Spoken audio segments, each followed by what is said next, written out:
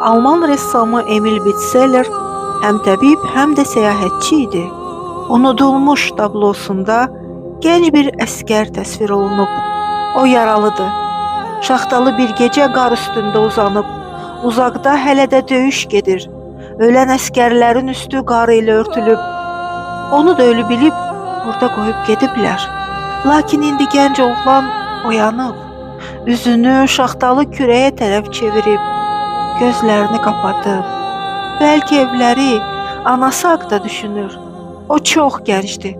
O fransız əskəridir. Fransa-Prusiya müharibəsində Ruslar fransızlara qalib gəlmişdi. Əcəl imkan versə, o gənc oğlan xilas olacaq.